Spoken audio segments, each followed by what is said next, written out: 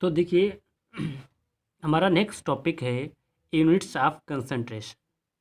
Units of concentration, concentration की हमारी units क्या क्या हैं ये हमें पढ़ना है। और हम बोल दें कि ये इस चैप्टर का यहाँ से वेरी वेरी इम्पोर्टेंट पार्ट शुरू होता है। ठीक है, क्यों यहाँ से वेरी वेरी इम्पोर्टेंट पार्ट क्यों शुरू होता है? तो ये बात आप अच्छी तरीके से याद रखिए कि अगर आप यूनिट्स, कंसंट्रेशन के जो यूनिट्स हैं, अगर आप वो समझ नहीं पाएंगे तब आपको आगे प्रॉब्लम आ जाएगी। और कहीं ना कहीं आपको लिए ये चैप्टर बहुत ज़्यादा एक टाइप का टफ सब चैप्टर बन जाएगा और बहुत कॉम्प्लिकेटेड बन जाएगा। यहाँ के न्यूमेरिकल जो हैं आप सॉल्व नहीं कर पाएंगे।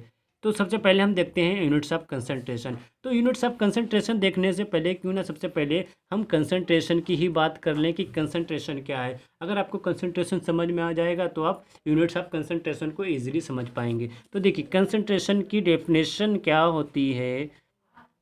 कंसंट्रेशन की जो डेफिनेशन होती है वो देख लीजिए क्या होती है। कंसंट्रेशन क्या होता है? Amount of solute, amount of solute present in solution, present in solution। Solute का कितना अमाउंट सोल्यूशन के अंदर प्रेजेंट है ये उसकी क्या कहलाती है? ये कहलाती है कंसंट्रेशन।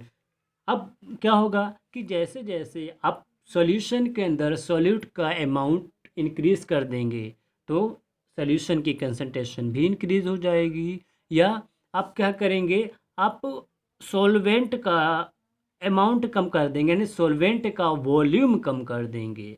तब भी आप क्या वो देखते हैं भाई, अगर आपने सॉल्वेंट का वॉल्यूम कम कर दिया तो वहाँ पर सॉल्यूट का अमाउंट अपने आप ही ज़्यादा हो जाएगा, तो वहाँ पर भी कंसंट्रेशन कम हो जाएगा। तो ये आप बहुत टाइप के जैसे आप सोल्यूशन पढ़ेंगे, बहुत आगे आगे बहुत सारे सोल्यूशन पढ़ेंगे तो आप देखेंगे कि दो सोल्यूशन हैं और दोनों की कंसंट्रेशन अलग अलग है। मे बी एक मोर कंसंट्रेटेड हो या मे बी एक लेस कंसंट्रेटेड हो या मे बी दोनों की कंसंट्रेशन इक्वल हो। ठीक है, तो आप कैसे फाइंड आउट करेंगे कि इसकी कंसंट्रेशन ज़्यादा है इसकी कंसंट्रेशन कम है? तो उसके लिए बहुत सारे यूनिट्स हैं ये बताने के लिए कि देखिए भाई इसकी कंसंट्रेशन ज़्यादा है इसकी कंसंट्रेशन कम है। अब अगर इसकी कंसंट्रेशन ज़्यादा है तो इसका मतलब इसमें सॉल्यूट का अमाउंट ज़्यादा प्रेजेंट है। अब इसकी कंसंट्रेशन कम है तो इसका मतलब इसमें सॉल्यूट का अमाउंट कम प्रेजेंट है। तो आप बोल सकते हैं कंसंट्रेशन का नॉर्मली बोल सकते हैं amount of solute present in solution. ठीक है,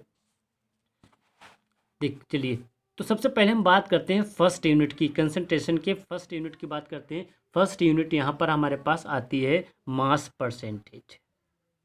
फर्स्ट यूनिट हमारे पास कंसंट्रेशन की आती है वो है mass percentage.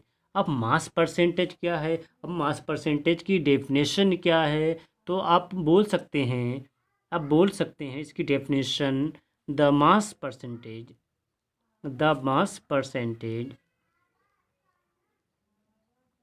the mass percentage of a component, of a component the mass percentage of a component in a given solution, in a given solution in a given solution is the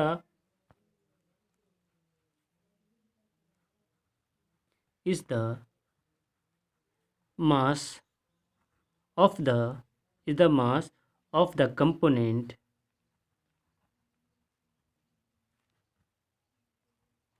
mass of the component per 100 gram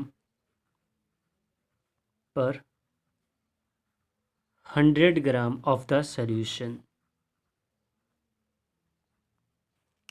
ये होता है हमारा mass percentage, यानी the mass percentage of a component in a given solution is the mass of the component पर 100 gram of the solution. यानी 100 ग्राम solution में solute का कितना मास परसेंट है वो उसका क्या कहलाता है? Mass percentage. तो मास परसेंटेज का हमारा फॉर्मूला होता है मास परसेंटेज का हमारे पास फॉर्मूला होता है वो होता है mass percentage equal to mass of component A, mass of component A, mass of component A divide by mass of solution divide by mass of solution और इनटू 100। तो ये फार्मूला होता है हमारा मास परसेंटेज का। ठीक है, मास परसेंटेज फार्मूला क्या होता है? Mass percentage equal to mass of component A divide by mass of solution into 100। अब देखिए, अब यहाँ पर mass percentage of component A की बात कर रहे हैं, तो ए का मास परसेंटेज का मतलब W A, small W A. ये क्या होता है? ये क्या हो गया? हमारा मास percentage of A divide by mass percentage of solution. पूरे सॉल्यूशन की बात की गई है, तो सॉल्यूशन का मतलब क्या है? सॉल्यूट प्लस सॉल्वेंट, यानी mass of solute plus mass of solvent और इनटू 100। तो ये हमारा फार्मूला होता है मास परसेंटेज का। ये हमारे पास फार्मूला होता है मास परसेंटेज का। ठीक है, मास परसेंटेज का फार्मूला हमारे पास क्या होता है? Small W A divide by small W A plus capital W A into 100। क्यों ना इस पर हम एक न्यूमेरिकल कर लें, इसको समझने के लिए एक न्यूमेरिकल कर लें, जिसकी हेल्प से हम इसको आसानी से समझ सकते हैं। देखिए, एक न्यूमेरिकल है, हम क्यों ना पहले न्यूमेरिकल लिखते हैं। अब न्यूमेरिकल क्या है? If 11 gram of oxalic acid, numerical करते हैं, इस पर आसानी से समझ जाएंगे। इफ़ 11 ग्राम, सॉरी इसको हम पीछे से देख लेते हैं।